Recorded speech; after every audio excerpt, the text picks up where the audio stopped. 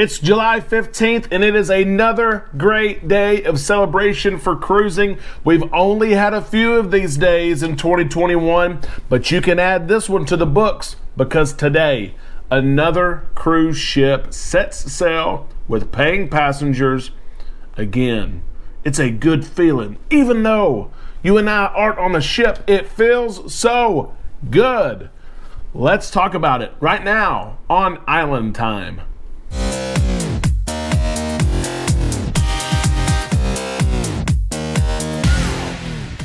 Hello, all you Islanders, and welcome back to Island Time. This is Derek, your host, and I am so glad and thankful that for just a few minutes today, we can unplug from everything going around us, work, school for some of us, kids, things that we have to address. We can unplug from it, plug into each other and what we enjoy most, and that is cruising. I'm glad that you're here.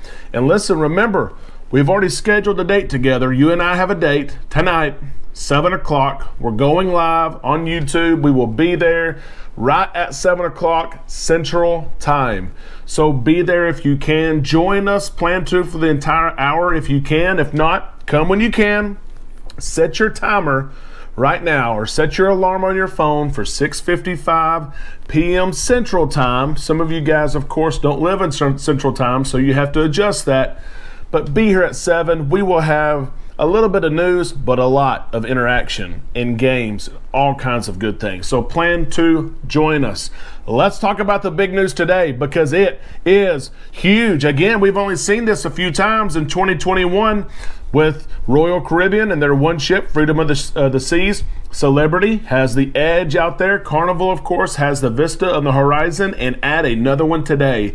July 15th, mark it in the books because it's happening right now. There are passengers aboard the Breeze, welcoming her back to service, welcoming the crew back to what they do best, which is serve us and smile so big. And there are passengers enjoying the beautiful breeze, and I mean it. There are several of our subscribers and our Islanders right here who will tell you their favorite ship in the Carnival family is the Breeze. She's beautiful. She really, really is. She is my favorite ship in the Carnival family, even though she's not in the newest class of ship. She is my favorite on Carnival. They're going on a 4-day cruise. I could not imagine all the anticipation, the cancellations, and then you finally get there and it's 4 days. And it's going to be 4 great days. Trust me, it really is going to be 4 great days. But for some reason, Amanda and I have never gone on anything than less than 7 days. And so it's just hard for me to imagine you get on today, you're so excited, and you get off by Monday. I would be wanting more, but I know there are several of you, and we have several Islanders going on back-to-backs on the 19th or staying on. I hope you have a blast. But it is a great day that we have another cruise ship that is out there sailing the seas again, supporting local islands and local communities and ways of living and supporting local economies. We've spoke to some of our friends that live in the Houston area. We have a couple that live in Galveston, and they said it's a different world. From the month of July 2021 to the last 16 months, they said the Strand and all those restaurants and local restaurants that are in the Strand are busy again. And the port, those that have to park at the port, all the third-party places that allow parking and pay that charge for parking are in business. And the airports are crazy. I know if you've flown lately, they are so crazy. It's great to see. Amanda and I are the single-digit dance. 9 days. Oh, we're so excited. We are packing. We leave our home in 1 week from today. Fly out. We'll get to Galveston a couple days early. We have all sorts of events set up. I want to mention to those who are watching a part of the Carnival Vista, the 24th, and the Breeze. Those of you watching on the Breeze, the 24th, we have events set up, meet and greets. We have a dinner before on Friday night, the 23rd. Reach out to us. We will, of course, answer you, and we want to meet you and be part of the community. We are part of the community just like you are. I think we can raise a fair question in this first month, and really it's a first couple of weeks here, but we have been cruising for almost a month in its entirety across the industry from the United States. And to me, and I love sports, and I think of things in segments and quarters per se, and we're getting toward the end of the first month of the cruise restart, and I start to look at who's winning. Who is winning this cruise restart? And of course it's cruisers that's winning. But when you look at the industry and you think about everything that went on across the industry, I'm a stockholder in most companies that cruise from the United States. I have been for a long time. I buy and sell like anybody else, but I hold positions in a lot of these companies. And I remember when we tried to restart, and they started talking about a restart in the fall, and Royal Caribbean announced that they're going to restart out of Nassau, that you could fly to Nassau, go on a cruise, you could fly back to the United States, and you got around the CDC, and you got around the conditional sell order, and we were so close to booking, we really were. And then I remember celebrities saying, well, we're going out of St. Martin, and they're still going out of St. Martin. And that's what we're going to do. You're going to fly to St. Martin, take your cruise, fly back. You get around the CDC, you get around the conditional sell order. That's what they did. They thought they had to do. But I remember Carnival, and I told Amanda, I said, if Carnival leaves out of a Caribbean port, I think we're going to go. We really are. We love Carnival. We love the cruise industry in general, but Carnival's always been home to us. And I thought, well, if they go out of somewhere, because they go out of Puerto Rico, but if they went out of somewhere, I think I'd have to go, and I think I'd have to support them. And they never did. They didn't. They put pressure. They really did put pressure on the CDC. And I remember the day when the CDC said, okay, we think we can start cruising by mid-July. And I thought, well, okay, that's great, because we have cruises booked in late July. So I thought that was great. And then Carnival came out after President Biden said, we want America to reopen July 4th. We really want to reopen July 4th. And Carnival said, okay. CDC said mid-July. President Biden says early July. We're going early July. And I thought, oh my gosh, they're pressing the envelope. There's no way they're going to make it happen. There's no way they can get it done. They have to bring the crew back. They have all the logistics of the things that you and I love, all the supply chain for food and for drinks of all the restaurant. And to get the crew back on board and to get them trained in the new protocols and to really know them. This is more than just things on paper. These protocols not only have to be things on paper, documented, approved by the cruise line, by the CDC, by local port officials, but they have to be instilled in the crew. The crew really do have to know what to do in particular situations. And we're seeing it now with different situations going on with cruise ships. But just the logistics of doing it, I thought there's no way they'd do it by the beginning of July. Celebrity, they took care of it at the end of June, which was awesome. Royal Caribbean, they took care of it July the 2nd with the Freedom of the Seas. But Carnival has powered through July the 3rd with the Vista, July 4th with the Horizon, July 15th with the Breeze, the Miracle starting up later this month, and of course the Mardi Gras. When you look at who's won the first quarter of the Great Cruise Restart from the United States ports, it's Carnival. It is. And again, we keep waiting. Not that we want something to happen, but we know just because it's become reality in the communities that you and I live in. I live in a small community, 5,000 people. And the virus is, of course, here. It's rampant, and people are being tested more than ever again. And there's more cases and hospitalizations. Arkansas leads the country the last several days in new cases per capita than anywhere else in the country. And so we know it's there, and things are going to happen.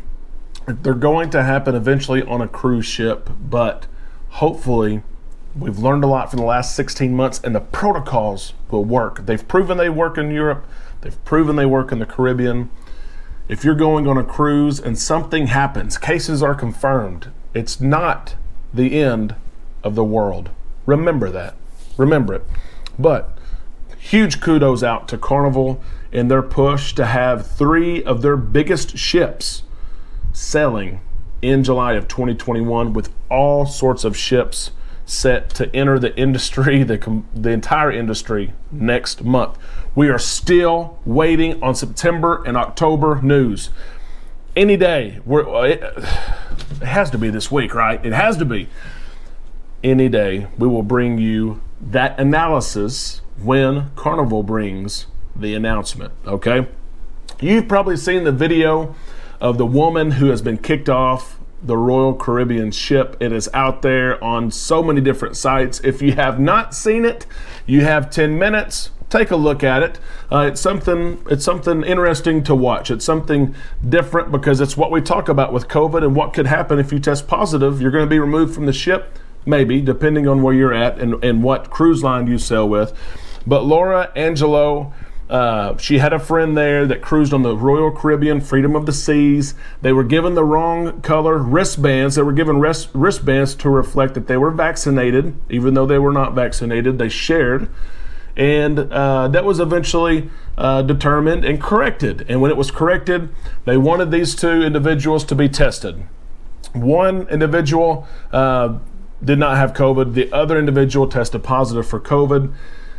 And it goes to the protocols. It really does. We hope that no one tests positive for COVID on any ship. We don't. If you do, though, it is, I don't want to say it's a letter of the law, but it's there. I mean, the protocols are there and they have to be followed. That's why these cruise ships have permission to sail. Because if A happens, we do B. And if B happens, we do C. There's not much wiggle room here. And this individual thought that there should have been, and maybe there should have been. But these cruise ships are so bound to the conditional sail order and what they've agreed to that these two individuals were removed from the ship. And you can see the video there of Laura leaving her cabin and leaving the ship. We hope that all is well with her and her friend.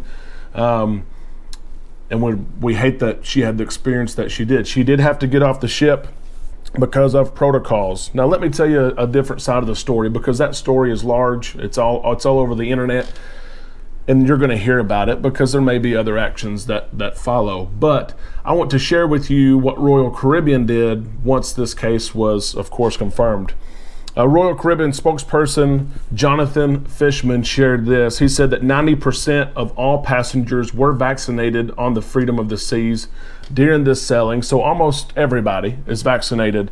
And all those who came into close contact with this individual, they have been tested. They've been identified, they've been tested. So far, they've been negative, and you know how that can go. You can be negative one day, positive the next day. But Royal Caribbean has taken their protocols, which is for them to remove that person off the ship, to identify who was in contact with that person, to test those people who are identified.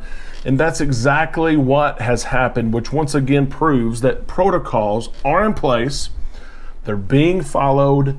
Are they perfect? No. A big discussion now has come out that regarding the test cruise, the Freedom of the Seas had their test cruise. The CDC was on board, and we all know that things weren't perfect, but now people are starting to point out and say, well, they had the same issues on the test cruise as what this is.